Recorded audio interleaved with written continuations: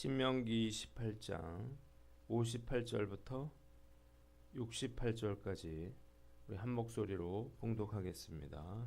시작. 내가 만일 이 책에 기록한 이 율법의 모든 말씀을 지켜 행하지 아니하고 내 하나님 여호와라 하는 영화롭고 두려운 이름을 경외하지 아니하면 여호와께서 내 재앙과 내 자손의 재앙을 극렬하게 하시리니 그 재앙이 크고 오래고 그 질병이 중하고 오래할 것이라. 여호와께서 내가 두려워하던 애굽의 모든 질병을 내게로 가져다가 내 몸에 들어붙게 하실 것이며 또 율법책에 기록하지 아니한 모든 질병과 모든 재앙을 내가 멸망하기까지 여호와께서 내게 내리실 것이니 너희가 하늘의 별같이 많을지라도 내 하나님 여호와의 말씀을 청종하지 아니하므로 남은 자가 얼마 되지 못할 것이라. 여호와께서 너희에게 선을 행하시고 너희를 번성하게 하시기를 기뻐하셨던 것 같이 이제는 여호와께서 너희를 망하게 하시며 멸하시기를 기뻐하시리니 너희가 들어가 차지할 땅에서 뽑힐 것이요 여호와께서 너를 땅 이 끝에서 저 끝까지 만민 중에 흩으시리니 내가 그곳에서 너와 내 조상들이 알지 못하던 목석 우상을 섬길 것이라. 그 여러 민족 중에서 내가 평안함을 얻지 못하며 내 발바닥이 쉴 곳도 얻지 못하고 여호와께서 거기에서 내 마음을 떨게 하고 눈을 쇠하게 하고 정신을 산란하게 하시리니 내 생명이 위험에 처하고 주야로 두려워하며 내 생명을 확신할 수 없을 것이라. 내 마음의 두려움과 눈이 보는 것으로 말미암아 아침에는 이르기를 아하 저녁이 되었으면 좋겠다 할 것이요 저녁에는 이르기를 아하 아침이 되었으면 좋겠다 하리라. 여호와께서 너를 배에 싣고 전에 내게 말씀하여 이르시기를 내가 다시는 그 길을 보지 아니하리라 하시던 그 길로 너를 애굽으로 끌어가실 것이라. 거기서 너희가 너희 몸을 적군에게 남녀 종으로 팔려하나 너희를 살 자가 없으리라. 아멘.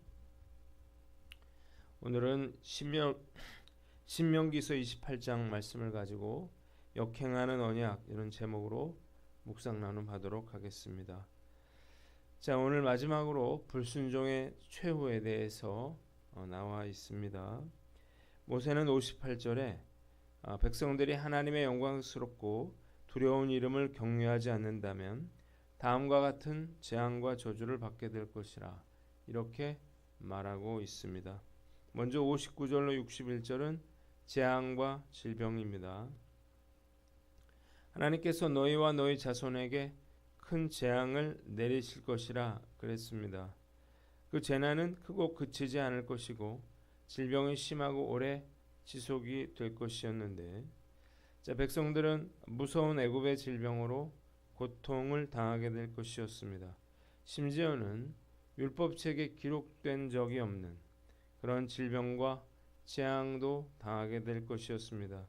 이는 역사 이래 존재하지 않았던 질병이나 재앙도 하나님이 사용하실 수 있다는 사실을 보여줍니다. 두 번째 62절로 63절에는 몰살되고 망할 것이라는 것입니다.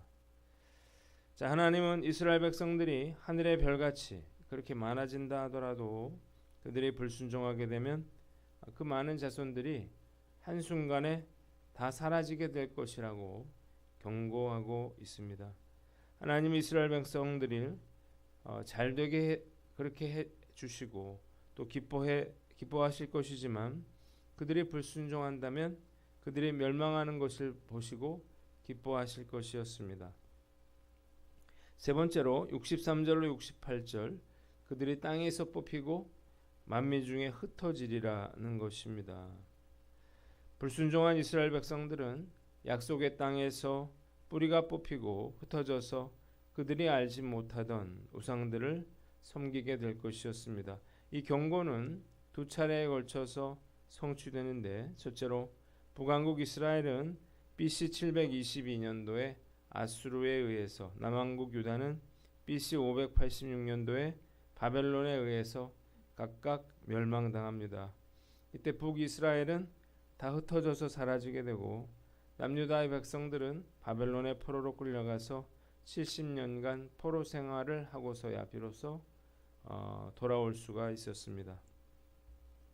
두 번째, AD 70년에 로마에 의해서 예루살렘이 멸망함으로 성취되는데, 이들은 전 세계에 흩어져 살다가 2차 대전 이후에야 비로소 다시 나라를 회복할 수가 있었습니다.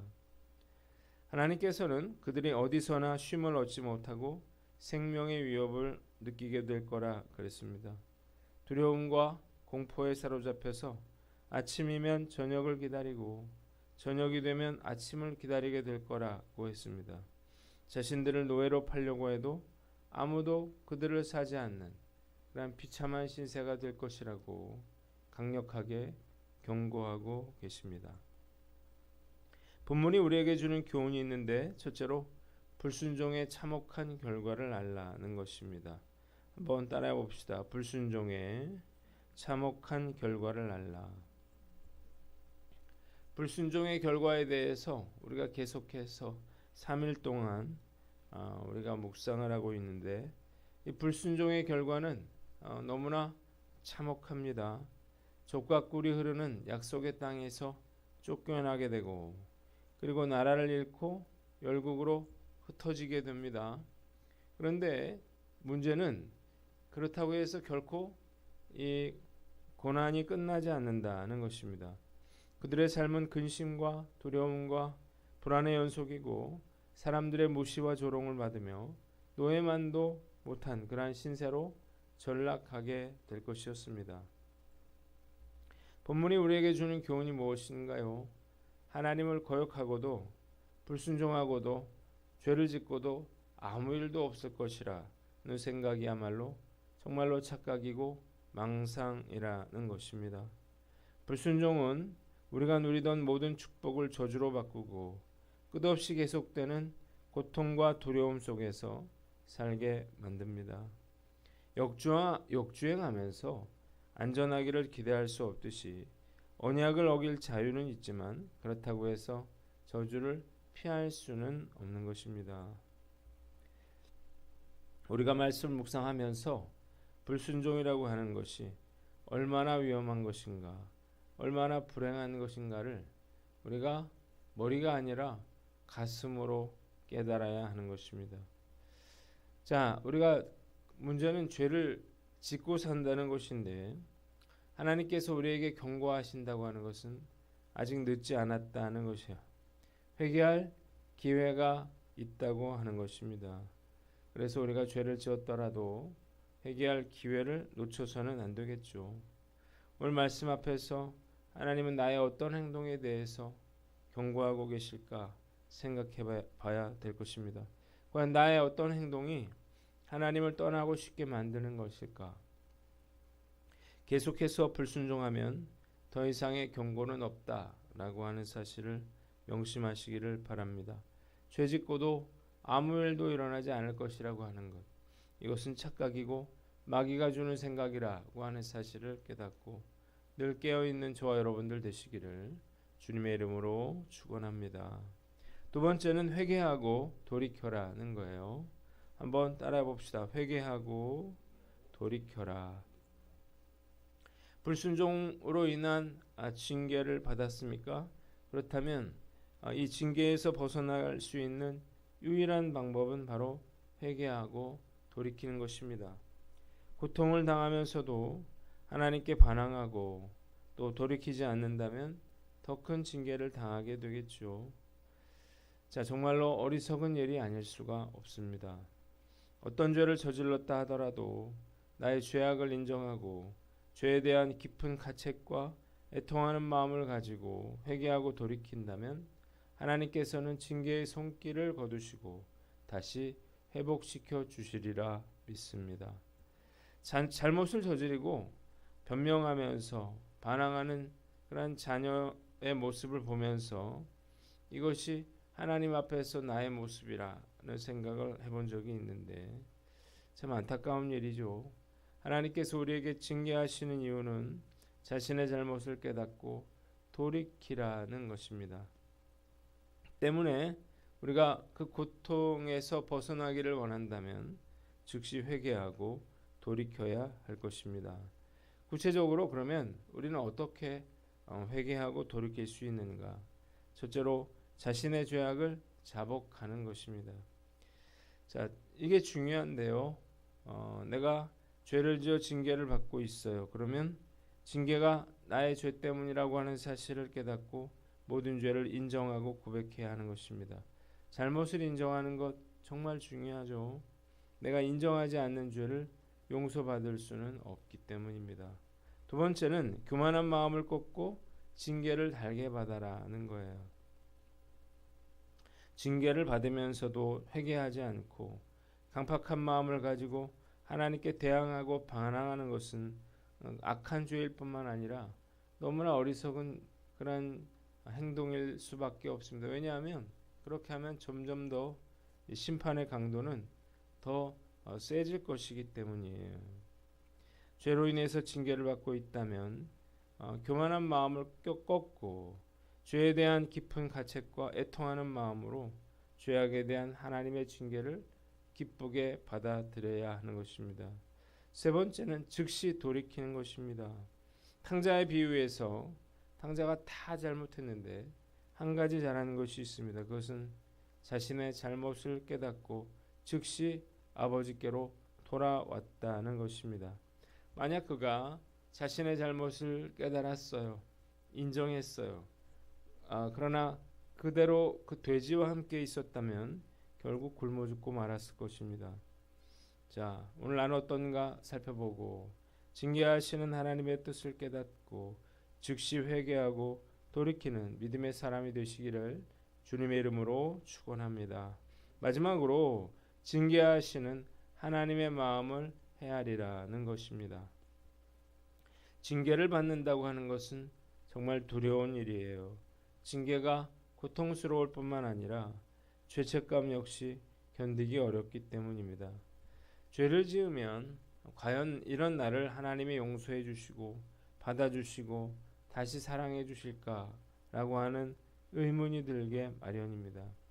뭐 한두 번 그랬으면 우리가 이런 생각을 안 할 텐데 죄를 반복하고 또 반복하고 개가 그 토한 것을 다시 먹는 것처럼 그런 죄를 우리가 저지르거든요. 그래서 하나님이라도 이런 나를 용서하실 수 없겠다 이런 생각이 드는 거예요. 이럴 때 우리는 하나님의 마음을 헤아리고 죄책감을 떨쳐 버려야 하는 것입니다. 자식을 때리는 부모의 마음은 참으로 편치 않는 거죠. 한두 번은 몰라도 계속해서 징계를 당하고 고통을 받는 자식들을 볼 때 부모의 마음은 자식 그 이상으로 고통스러운 것입니다. 이럴 때 부모는 자식이 잘못했다고 돌이키기만을 그렇게 학수고대하는 거예요. 용서하고 회복시켜줄 준비가 되어 있는 것입니다. 그것은 부모가 자녀를 사랑하기 때문이죠. 하나님도 마찬가지예요. 하나님은 불순종한 이스라엘 백성들을 징계하셨지만 이제나 저제나 이스라엘 백성들이 자기 죄를 회개하고 돌아오기만을 간절히 바라고 계셨습니다. 그들이 회개하고 돌이키기만 하면 다시금 가나안 땅으로 귀환시키시고 복을 주실 것이었습니다. 하나님이 결코 그들을 버리지 않을 것이라고 하는 확실한 이유가 있는데 하나님께서 이스라엘 백성들을 포기하기에는 너무나 많은 사랑과 정성을 쏟으셨기 때문입니다. 한 자동차 중고업자가 기회비용 매몰의 법칙이라고 하는 말로 값이 싸면서도 좋은 중고차를 찾기 어려운 이유에 대해서 이렇게 설명을 했습니다. 모든 사람들이 완전히 수리된 그런 잘 관리된 그런 중고차를 사기 원하지만 그런 차가 어디 있겠느냐는 거예요.